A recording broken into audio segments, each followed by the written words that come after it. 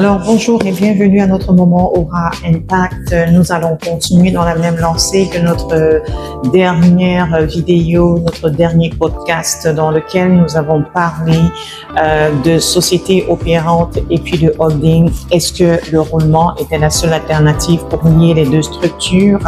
Avant de continuer, je me présente Mireille Lavinana, avocate fondatrice du cabinet Aura Avocat. Donc aujourd'hui, on va continuer dans la même lancée pour la liaison ou alors le rattachement qu'il faut faire entre la société opérante et la société holding.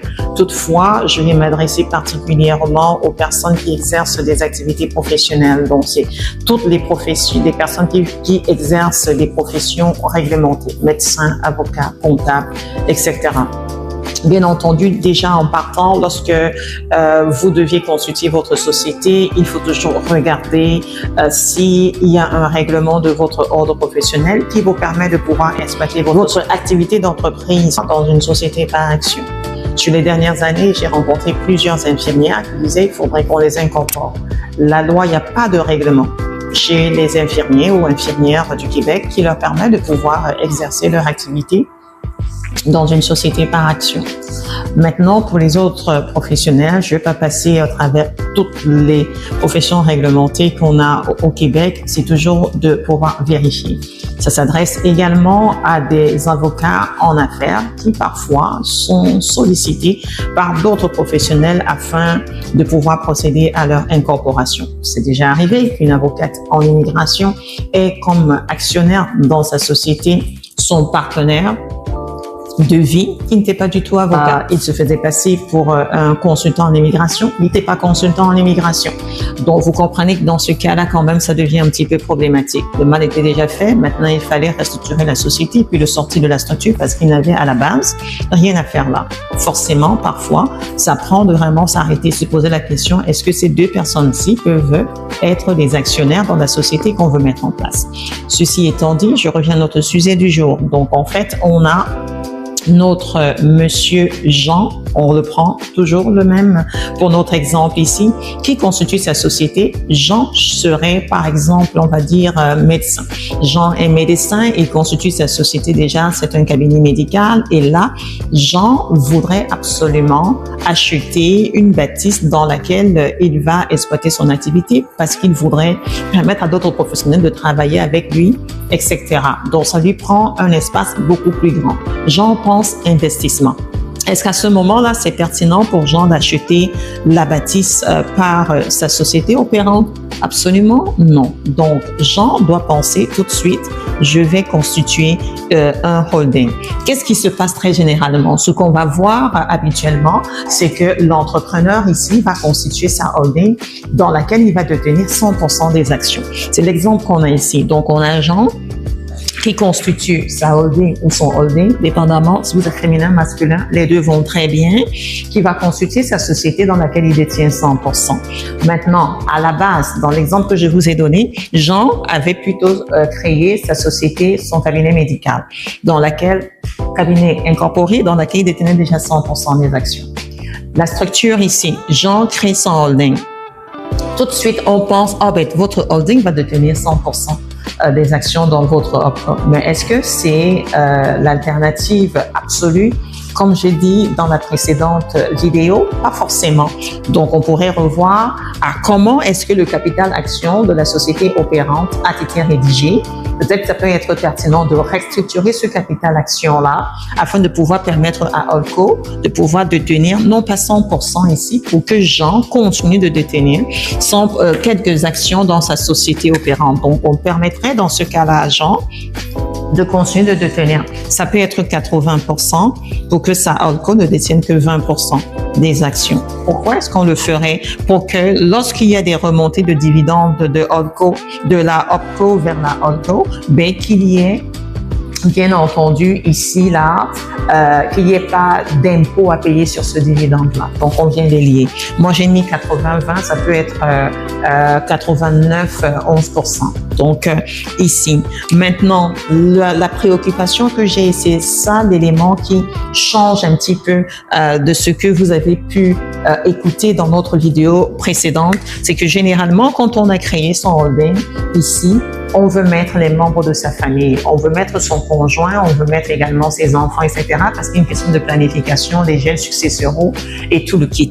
Bien sûr, quand on pense aux enfants dans un holding, il faut prendre en considération la kiddie tax qui va s'appliquer et puis également la loi fiscale depuis 2017 qui est venue quand même encadrer la détention des actions dans les sociétés par des enfants de 25 ans et moins, etc., qui n'exercent pas vraiment une activité dans la société, mais qui se voient quand même verser du dividende. Parce que vous savez, dépendamment de comment c'est fait, ces personnes-là peuvent payer l'impôt au taux marginal.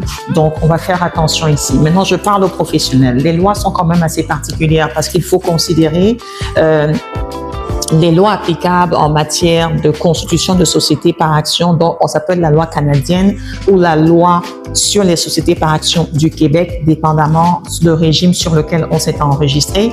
Et pour les professionnels, il faut également prendre en considération les lois et les règlements qui sont applicables et qui sont mis en place par nos divers ordres professionnels.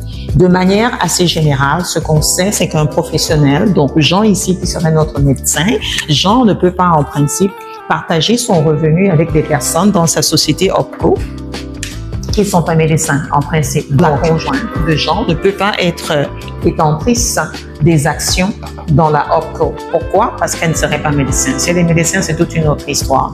Maintenant, ce qu'on voit habituellement, c'est que dans la société, dans le holding, on va vouloir un petit peu dévier la règle et puis dire, ah ben non, c'est le holding qui détient plutôt les actions, donc la personne est un petit peu loin, pas forcément.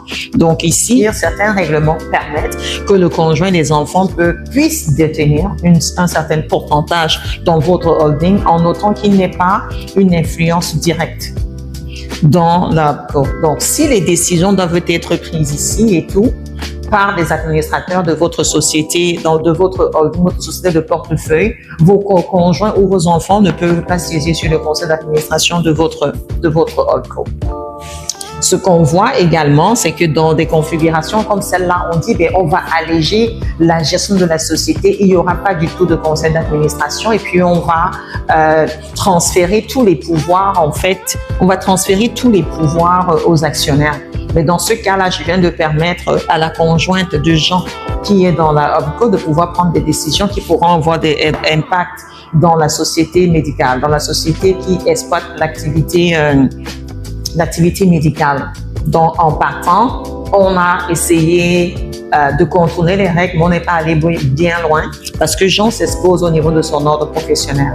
Donc, quand on est entré dans une configuration comme celle-là et qu'on pense mettre une structure de société de portefeuille en place pour les personnes qui exploitent des activités réglementées, il faut vraiment se poser des questions essentielles également et puis prendre en considération les règlements applicables de l'ordre professionnel auquel appartient ce professionnel-là. Parce qu'une décision qui est mal prise, une structure qui est monté, parfois ça peut être le montage qui sied au client, mais c'est pas le montage qui le protège adéquatement. Donc il faut prendre en considération tous ces éléments-là afin de s'assurer que Jean ne s'expose pas à être poursuivi en déontologie parce qu'il a contourné un règlement qui lui interdit de pouvoir partager ses revenus directement avec un membre de sa famille. Maintenant, la question qu'il faudrait absolument aussi se poser, parce que les professionnels que j'ai rencontrés jusqu'ici vont toujours se dire, mais moi, mon conjoint, j'aimerais qu'il entre parce que je ne veux pas forcément qu'il ait l'impression que je ne veux pas qu'il s'implique dans ce que je fais. Mais le fait est que votre conjoint, que vous le vouliez ou pas, ou votre conjointe, que vous le vouliez ou pas, détient 50% des actions que vous détenez dans vos structures. Parce que vos actions, ce sont les actifs. Dans la société, vous détenez des actifs. Donc, quand on vous verse un dividende dans la société, les dividendes sont des revenus. Donc, si vous êtes marié sur le régime de la société d'accueil, il a 50%. Donc, c'est pas ça l'élément à prendre en considération pour dire, ben, il faudrait absolument qu'il entre. Ce qu'il faut prendre en considération, c'est juste pour ma responsabilité. Puis, à quoi est-ce que je suis en train de m'exposer en mettant ma fille, mon conjoint, etc. Donc, maintenant, vous allez vous dire, mais pourquoi est-ce que dans ce cas-là, je crée une holding? Mais c'est une question de stratégie. À la fin, vous êtes en train de prendre votre retraite. Jean est en train de prendre sa retraite. Et il veut céder les actions qu'il a détenues parce qu'il a écouté la vidéo précédente que j'avais faite. Il a détenu 81% des actions de Holdco. Et là, il veut les vendre. Il veut vendre ces actions-là. Gain en capital, pas du tout imposable parce que les actions auraient pris de la valeur, n'est-ce pas? Puis là, puisqu'il a cédé ses actions, il cède également les actions que son holding détient dans son Holdco parce que il prend sa retraite ou il a décidé pour des raisons de santé, réorganisation familiale, de vendre ce qu'il avait ici, de vendre dans son cabinet médical. On fait une structure ici. Si le capital d'action de votre holding a été bien structuré, mais à ce moment-là, vos enfants peuvent entrer parce qu'on procède ici par gel successoral, etc. Toute une belle organisation pour les permettre de bénéficier en fait et de reporter l'imposition soit au décès, etc. Mais vous comprenez qu'il y a vraiment plusieurs enjeux à prendre en considération. Ceci met fin à notre séance d'aujourd'hui. C'était Mireille Lavinana du cabinet Aura Avocat, le moment Impact. Au plaisir.